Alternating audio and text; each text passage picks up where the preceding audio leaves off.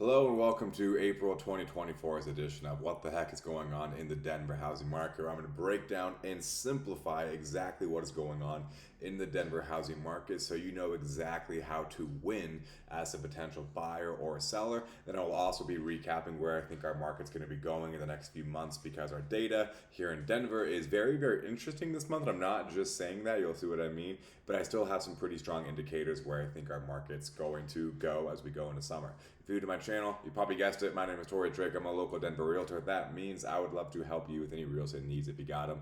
Contact information is below. Yada yada. You know the drill. Hit me up if you have real estate needs. Let's talk about some housing market stuff. Now, I'm going to talk about some numbers, but I'm always going to then break down what those numbers mean. So if I get number reading, you're like, oh my God, what does that mean? I will tell you, I promise. So this is our April market from a bird's eye view. Now, right up the gate, we saw one and a quarter, we'll say, point appreciation, 1.25% appreciation. The past few months, we've seen about 2 to 3% per month. We've seen a lot of appreciation this first half of 2024 already, and it's slowing down, which normally happens seasonally around June for us, is when we see our slowdown. And the reason we're slowing down a little early is the Fed raised interest rates, and they also announced that they're probably not going to revisit the idea of lowering them until September. So that squashed some demand, and that is reflected and we only saw 8% more sales. Wait a minute, Tori said the market's slowing down. You have 8% more sales. Isn't that 8% more buyers?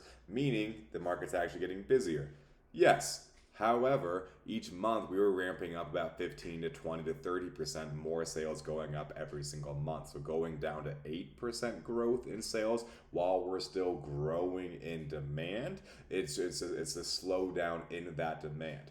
On the flip side, we saw 21% more sellers entering the market.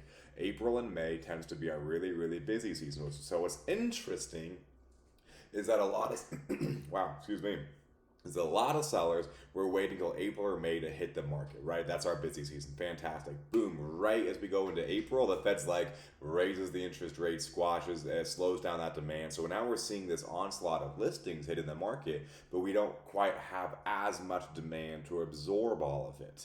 So that is why we're seeing our active listings grow by about 20% as well, because we don't have the buyers eating up the demand as much as we did a few months ago.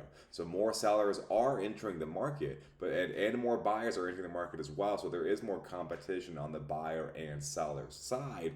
However, for the first time in a while, the new listings, the sellers, is outpacing the buyers. More sellers put homes on the market in April than there were buyers buying them. That being said, our average days to sell, how long it takes to sell a property, on average went down from 11 days to 8 days.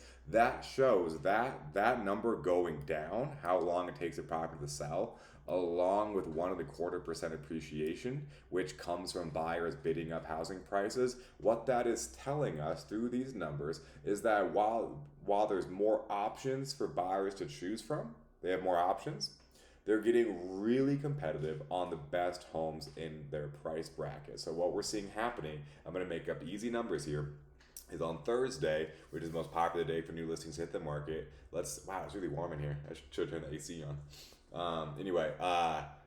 Thursday is the most popular day to hit the market. Let's just say 10 houses hit the market. The best 2 of those 10 get super competitive, sell above asking, sell really quick. The other 8 homes sit. Next Thursday rolls around, 10 more homes hit the market, best 2 sell, the other 8 sit, now we have 16 waiting. Next week, 10 more homes hit the market, best 2 sell, 8 homes sit, now we've got 24. So that's the big way our inventory is growing. That's why our inventory is growing, but our days on market is going down and we're seeing appreciations because buyers are getting competitive, but they're being very selective on when they get competitive. So as a seller, you gotta position right, you gotta price right. This is not really the market, even though we're in our selling season where you can command whatever price you want. Hope that made sense. Okay, scrolling down. Now, here's another really interesting thing actually. A lot of numbers here. I'm gonna single one number out I want you to see right here. So don't freak out, a lot of numbers. Okay, so active listings, the amount of homes to choose from. This is how many homes you have to choose from as a buyer and how many homes you compete against as a seller. We already know that number went up 20%, so we got about 7,000 homes in the market on any given day. Look at where we are from last year. Last year we had 51% more homes on the market today than we did April of last year. We had 4,600 on the market last year, and we have just under 7,000. Now, numbers mean nothing until you compare them to something. So we had 51% more. We have 51% more listings on the market right now. Let's go ahead and look at demand, which is pending, which is closed properties right here. Closed properties. We're down 5% for easy numbers. So that just shows that our demand is starting to slow down. Shocking. It's based on everything I just said. So we're down about 5% in new sales from last year. And if we look at pending listings, which is buyers writing offers last month, we're only up 6%. 6% more homes went under contract, but yet compared to last year, but 51% more listings are on the market. You can start to see that we're starting to get more supply on the market, and the demand isn't there to eat it up. So where do I think this is going to take us the next few months as we go into summer? Where do I think our market's going to go? This is where we are today. Let's talk about where we're going to go. This is a 10-year graph of new listings in Denver. Why it's fuzzy, I don't know. Sorry about that. New listings, it goes all the way back to 2014. That's 10 years ago. So what I wanted to show you is, even if you can't see all the numbers at the bottom, our chart here is very consistent with when we have the most amount of homes on the market, and that is going into June or July. So this is right on trend with what we see every single year. And I suspect as we go into June and July, we're going to start to see this number come back down. Because once again, the buyers aren't absorbing the inventory as much. That may put some sellers who aren't as serious about selling to pump the brakes a little bit. So I think we're going to start to see the new listings hitting the market come down. Pending sales, which is buyers writing offers. When you hear pending sales, think buyers. This was sellers, new listings. This is buyers. Now, once again, 10-year chart here, you can see it's very consistent. We sell the most homes like January through July, with our peak season being April and May.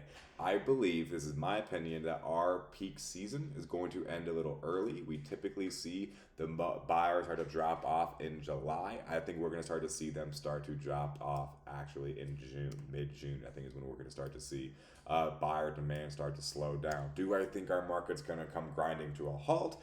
No. I think it's going to do what it's done every single year in June or July, which is our demand slowly drop off as we get closer to holidays. I just think that slow decline is going to happen more mid-June instead of July, so like 30 days early. So guys, that is where I think our market's going to go going into June and July. I believe our market's going to start to slow down a little bit at July at the latest, most likely mid-June. So if you're a buyer, that means there's going to be a lot less competition starting today, but as we get closer and closer to mid-June and July. If you're a seller, I do honestly believe we're reaching the end of our peak selling season. But that being said, Denver is always a great seller's market if you've got a great property and you positioned and priced it correctly.